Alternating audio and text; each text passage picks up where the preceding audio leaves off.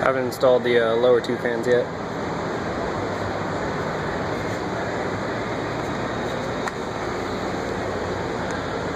No magic here. They're on spray cap lids because I have a VGA adapter that is a little too long, so I need a different cable for that. So I'm just booted. And one side it's up. Oh, looks good to me. Hit the switch here. Here's how I did the switch. It's just temporary. Gonna hinge that guy later.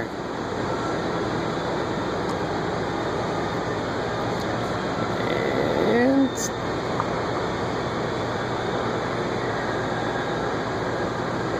there it goes.